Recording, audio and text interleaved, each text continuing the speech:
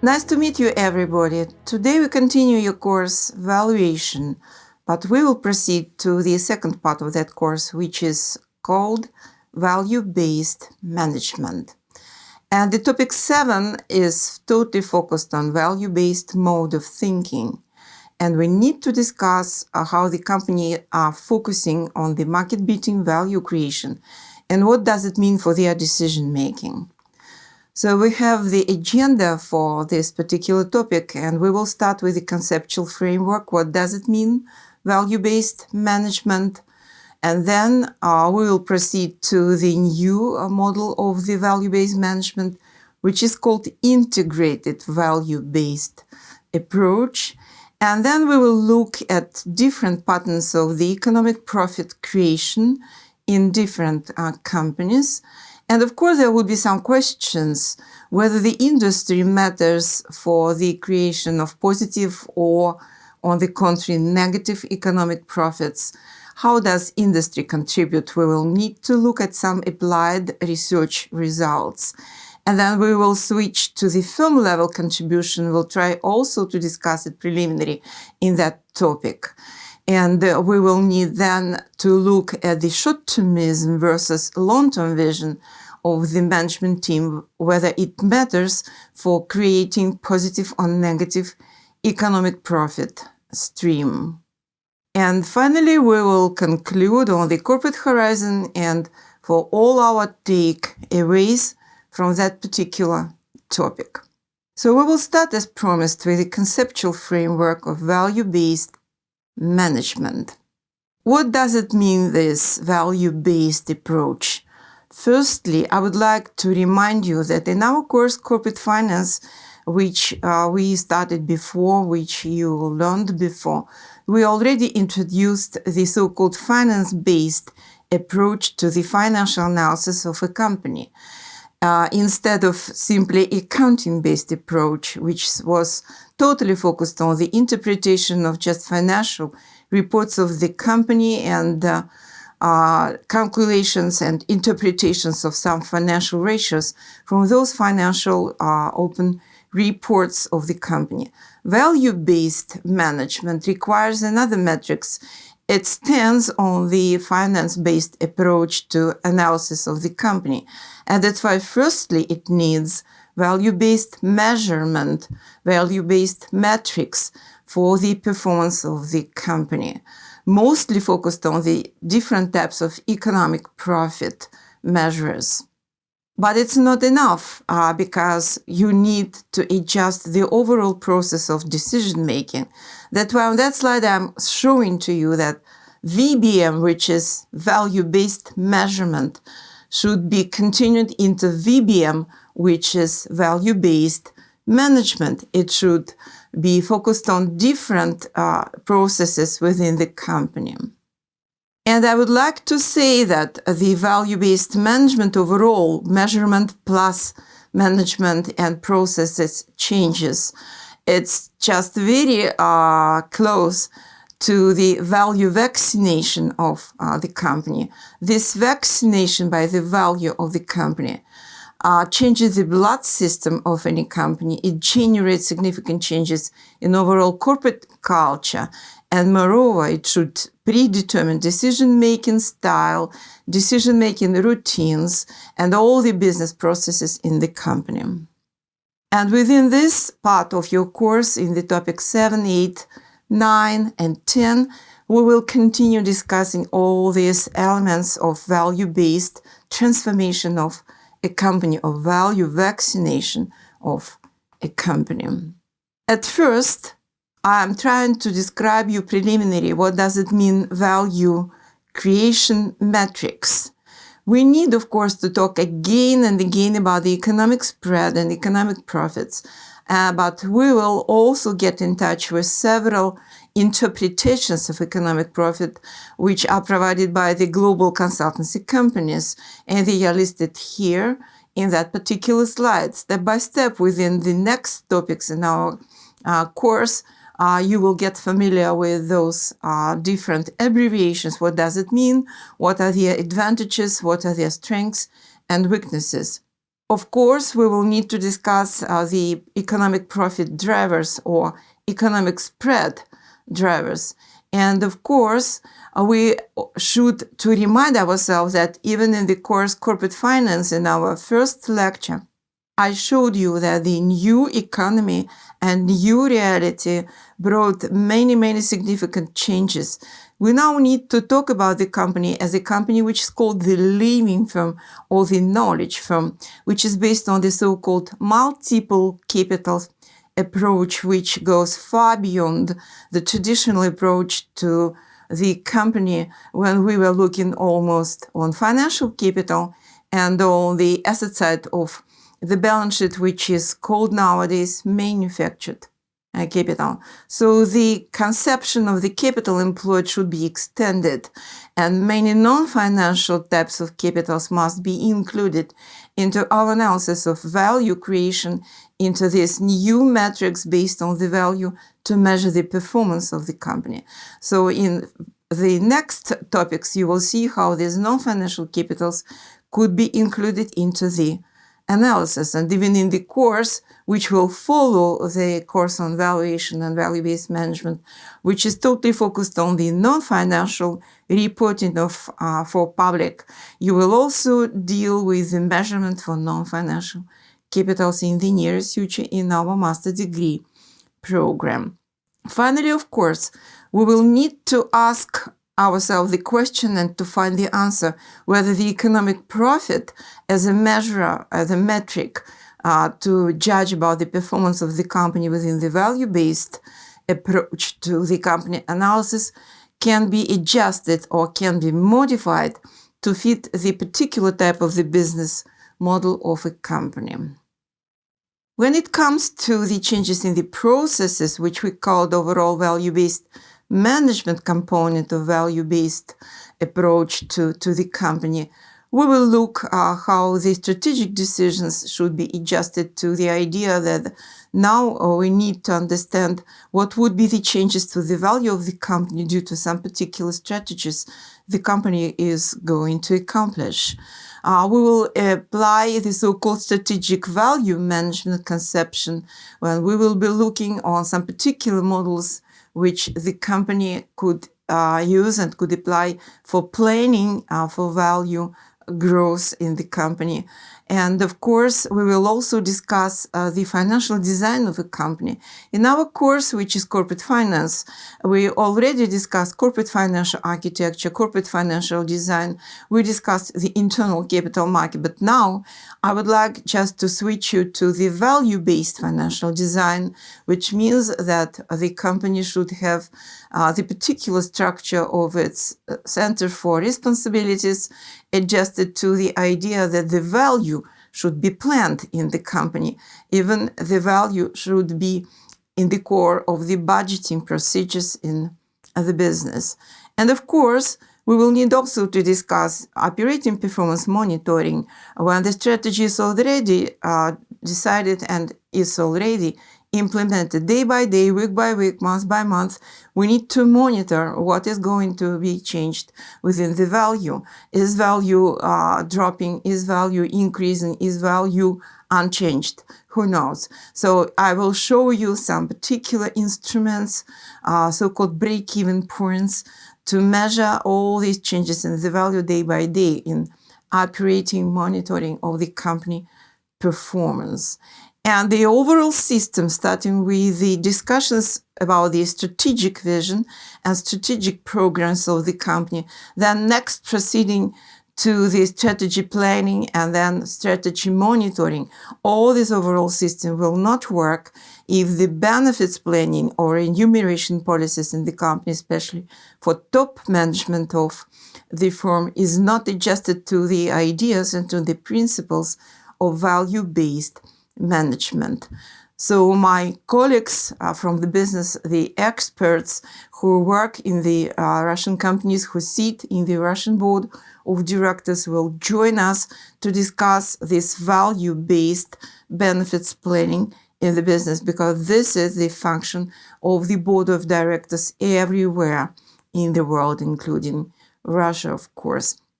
And final component of the value-based management processes is focused on the idea of reporting. So we'll be also talking about the value reporting for the boards, about possible dashboards, the performance metrics that the boards should monitor in order to be aware that the value is at least not destroyed in the business.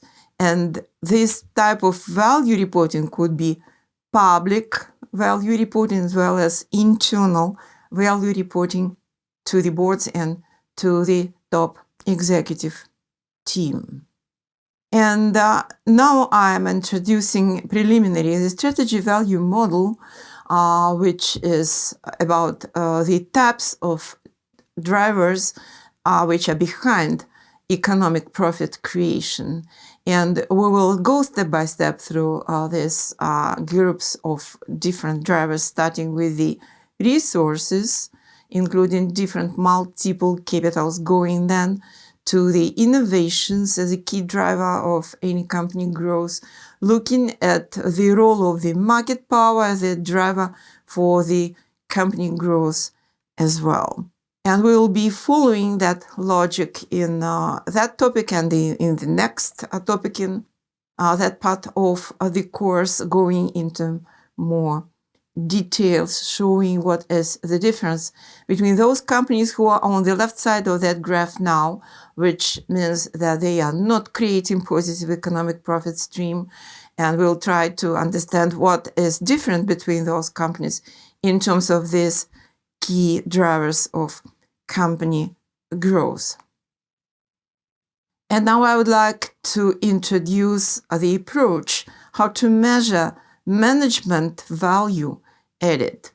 So we can rewrite the formula for the market value of the company. In your course, in your first part of that course on valuation, you already studied the income approach, which is mostly focused on discounted cash flow valuation. You are already pretty well familiar with different market multiples and their role in valuation of the company. You looked also at partially at some asset-based valuation, particularly for some specific types of assets in specific industries. But now I would like to rewrite that formula, which is really more comfortable for the ideas of that part of the course, managing for value creation. So the value of the company can be presented by these two types of data on the right side of that equation. First, this is capital employed at zero date of our analysis. Next, it's the sum of residual income that company already can provide, can deliver on the yearly basis, which is capitalized with its overall cost of capital, which is weighted average cost of capital at the point of analysis 0. That formula will work in terms of the no growth assumption. So we assume that the residual income, which is the type of economic profit, and the weighted average cost of capital, they are both constant for many years, even forever. So we are capitalizing residual income by the WACC of the company at the point of our analysis, assuming that whatever happens on the market, in the competition, in the technological trends between the industries, whatever would be the strategy of the company, the management team should be capable to keep the risks on pretty the same level. That's why WACC is assumed to be constant through time, and the management team should be capable to get positive spread on the capital employed. And then the denominator of that second term on the right-hand side of that equation, which is residual income in the denominator, should be treated as being constant, whatever are the changes in the competition. So the formula looks like simplistic from the mathematical point of view. It's too simple. but it's not so simple for the business decision making and for the business routines. It's really a very difficult task to keep the risks on the same particular level, whatever happens in your markets, and to keep positive residual income stream unchanged, whatever happens in your markets. So the second component on that right side says, this is in addition to the capital already invested, and it's to much extent dependent on the management efforts, on the management knowledge. So this was first representation, how we can calculate, how we can compute the management value added of any business. But we can also continue thinking in this way.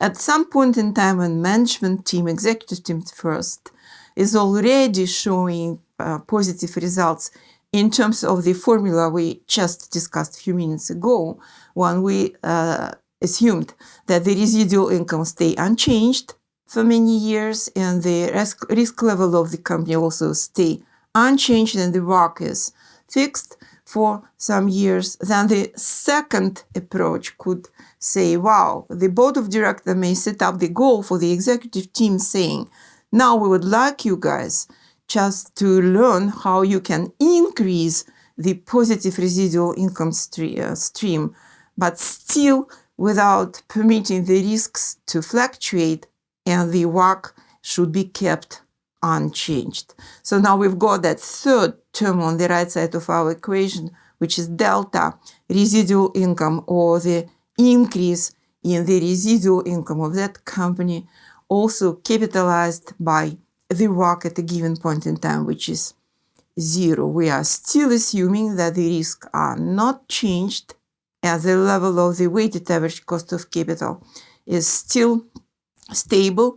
And we are also assuming that management team now is deciding on two very close but at the same time very difficult missions, very difficult managerial tasks. Firstly, to keep residual income unchanged as if was done before. Next, the second step should be to learn how to increase the residual income, whatever happens in the product market, in the capital market, and around the company in its particular business environment. This is very tough exercise for any management team, but it could be imposed by the owners and by the board of directors over the executive team of the company, and they should be pretty well familiar, and they should be ready to be capable to fulfill those tasks. So to summarize that preliminary part of our today's discussion, so the value of a company can be presented by the capital employed at the point of our analysis, which is 0 point in time, plus the value component 1, which is capitalized permanent positive residual income stream, plus the value delta component number 2, which represents the increase in positive residual income stream, whatever happens in the market. And we can compare this total sum of 3 components, which are shown here on the left side of your slide, to the overall market value of the company, which is measured for the total capital, which means we are summing up now on the right side of our slide, capital employed plus the so-called market value added. Market value added, this is the component, the residual component, which we will get if we compare enterprise value to the capital employed at the point 0, subtracting from the enterprise value, EV, enterprise value of any company, subtracting capital employed, we'll finally get market value added. Remember that enterprise value has a component inside, which is market capitalization of equity capital, which is traded and openly in the stock market where the prices are changing, and these changes are reflecting the understanding, the perceptions of the investors. So these are expectations of the investors, and now they influence the MVA, the market value component. So we can now conclude saying the MVA, the market value added, represents the discounted stream of expected economic profits, which should be added to the capital employed already invested in the company. And I'm showing here on that slide that it may happen that the left side, which is description of the value by three components, written and shown again here on that slide, and the right hand side of that slide, which is related to the expectations, to the actual market prices, which are set up by the investors for that particular type of company, based on their perceptions of the company risk and their expectations of the economic profit, could not be equal to each other. So in case as it's followed here, the left side is slightly lower than the right-hand side in that slide. This, for the same company, it means that the expectations could be higher than the fundamental value created by the capital employed and the two different streams of economic value added, which should be positive. So this difference depends on the perceptions of the innovations that may have place within the company and the decisions on them by the executive team.